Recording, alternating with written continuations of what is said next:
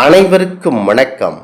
தெய்வீக பலன்கள் சேனல் சார்பாக தங்களை அன்புடன் வரவேற்கிறோம். இன்று நம் காணொளியில் காண விரும்புவது பாரம்பொருள் ஸ்ரீ ராம நாமத்தை உச்சரிப்பது எப்படி மற்றும் வணங்கும் முறைதான் என்ன என்பதை பற்றி இந்த காணொளியில் பார்க்கலாம். வாருங்கள் காணொளிக்கு செல்லலாம்.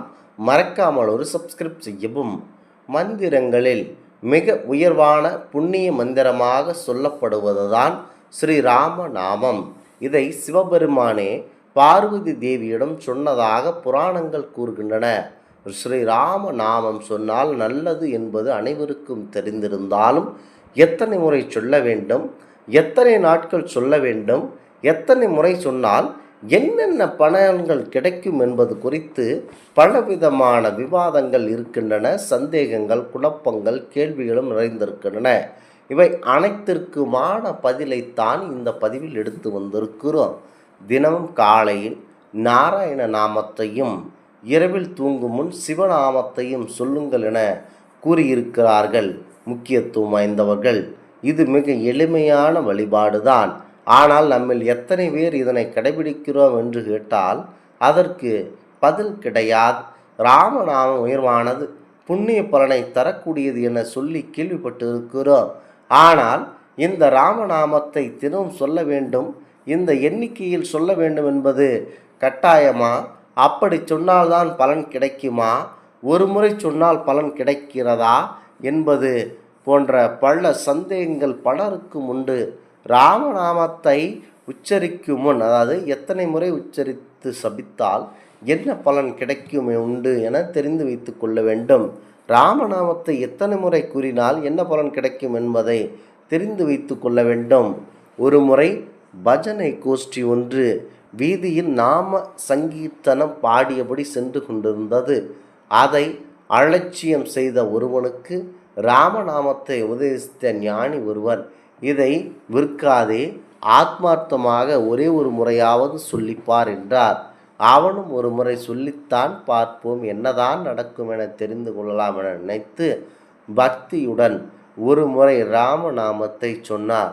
சிறிது காலத்தில் வயது முதிர்வால் அவன் இறந்து போனான். அவன் ஆத்மாவை இழுத்து போய் யம தர்மராஜனும் முன் நிறுத்தினர். அவரும் அவருடைய பாப புண்ணிய கணக்கை பரிசீலித்து ஒரு முறை ராமநாமத்தை சொல்லி இருக்கிறார், அதற்காக என்ன வேண்டுமோ கேள் என்றார். அப்போது அதை விற்காது என்று ஞானி கூறியது நினைவுக்கு வந்தது.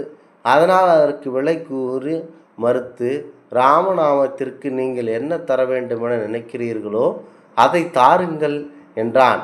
திகைத்த யமதர்மராஜா, ராமநாமத்திற்கு நான் எப்படி மதிப்பு போடுவது என்று எண்ணி, இந்திரன்தான் இதை தீர்க்க வேண்டும், வா இந்திரனிடம் போகலாம் என்றார். நான் வருவதென்றால் பல்லக்கில் தான் வருவேன், அத்துடன் பல்லக்கு தூக்குபவர்களில் நீங்களும் ஒருவராக இருக்க வேண்டும் என்றார். அதற்கும் சம்மதித்து அவனை பல்லக்கில் உட்கார வைத்து சுமந்து கொண்டு இந்திரனிடம் போனார். இந்திரரோ, ராமநாமத்தை என்னால் எடை போட முடியாது, பிரம்மதேவரிடம் கேட்போம் வாருங்கள் என்றார். யமதர்மனோடு இந்திரனும் சேர்ந்து பல்லக்கு தூக்கினால் தான் வருவேன் என்று மீண்டும் அவன் நிபந்தனை விதித்தான்.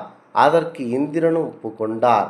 பல்லக்கை சுமந்து கொண்டு பிரம்மாவிடம் சென்றனர். அவரும் ராமநாமத்தின் மகிமை சொல்ல, என்னால் ஆகாது, வைகுண்டம் போய் அந்த பரம்பொருளையே கேட்கலாம் வாருங்கள் என சொல்ல, அவரும் பல்லக்கு சுமக்கும்படியாக ஆயிற்று. அனைவரும் மகாவிஷ்ணுவிடம் சென்று, இந்த பல்லக்கில் இருக்கும் ஆன்மா ஒரு முறை ராமநாமத்தை சொல்லி இருக்கிறது, அதற்காக இவனுக்கு என்ன புண்ணியம் என்பதை தாங்கள் கூற வேண்டுமென்றார். எங்களால் முடியவில்லை என்றனர். இது ஜீவனை பல்லக்கில் வைத்து நீங்கள் எல்லோரும் சுமந்து வருகிறீர்களோ, இதிலிருந்து ராமநாமத்தின் மகிமை தெரியவில்லையா என சொல்லி பல்லக்கில் வந்த ஆன்மாவை தன்னுடன் சேர்த்து கொண்டார் பரமாத்மன். அலட்சியமின்றி ஒரே ஒரு முறை ஆழ்ந்த பக்தியுடன் இறைவனின் திருநாமத்தை சொன்னால் என்ன கிடைக்கும் என்பதற்கு இதுவே உதாரணம் என்பது மாபெரும் வியப்புக்குரியதாகவே பேசப்படுகிறது. இவ்வளவு சக்தி வாய்ந்த இந்த ராமநாமத்தை கூறும் பொழுது எண்ணற்ற பலன்கள் நமக்கு கிடைக்க அதிகப்படியான வாய்ப்பு இருக்கின்றன. ஆகமையால் அமைதியுடன் ராமநாமத்தையும் அவரை மனதில் நினைத்து கொண்டு கூறினால் எல்லா விதமான துன்பங்களிலிருந்தும் விடுபட முடியும். ராமநாமம் ராம ராம உச்சரிப்பது விஷ்ணுவின் 1000 பேர்களை சகஸ்ரநாமம் கூறியதற்கு சமமாகவும் மிகவும் சக்தி வாய்ந்த மந்திரமாகும்.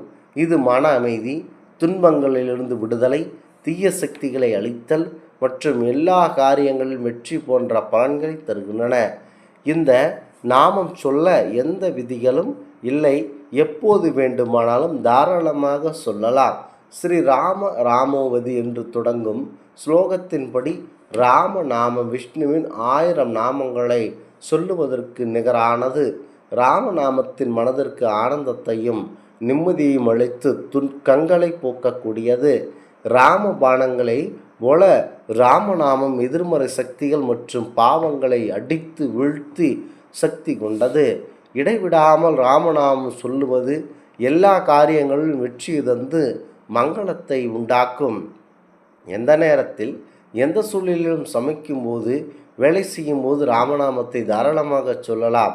ராமநாமம் மனதில் அன்பையும் ஆன்மீக சக்தியும் வளர்த்து வாழ்வில் கண்டிப்பாக தடைகளை நீக்க வல்லது என்பது குறிப்பிடத்தக்கது. குறிப்பாக முக்கியத்துவம் வாய்ந்த இந்த ராமநாமத்தை மனதில் நினைத்து கொண்டு எதை வேண்டுமென்றாலும் சொல்லலாம். ரா என்பது அக்னி பீஜம், அது அகங்காரத்தை அழித்துவிட வல்லமை கொண்டது.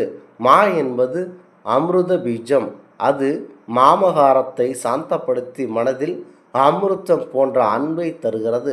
ராம என்று சொல்லப்படுவது மனிதனின் ஹிமலோகம் பரலோகம் இரண்டிலும் இன்பத்தையும் தரவல்லது.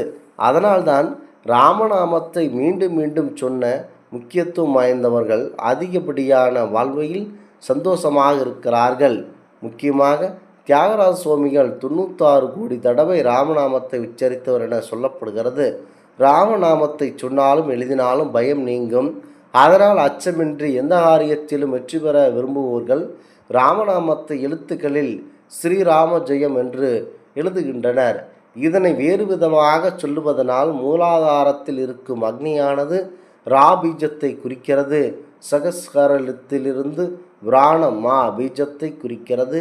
மூலாதாரத்திலிருந்து அக்னி பிராணனை சந்திக்க மேலெழும்பி சென்று அதனுடன் கலத்தலால் ராம என்னும் தாரக மந்திரம் பிறப்பதாகும். ஆதலால் பயமற்ற தன்மை, சாவாத்தன்மை, எல்லையற்ற ஆனந்தம், முடிவில் பகவானிடம் ஐக்கியமாக அனைத்தும் உங்களுக்கு சாதகமாக இருக்கின்றன. இந்த ஆன்மீக தகவல் உங்களுக்கு பிடித்து இருந்தால் தெய்வீக பலன்கள் சேனலை கண்டிப்பாக சப்ஸ்கிரைப் செய்து கொள்ளவும். மீண்டும் ஒரு நல்லதொரு காணொளியில் உங்களை சந்திக்கிறோம். நன்றி, வணக்கம்.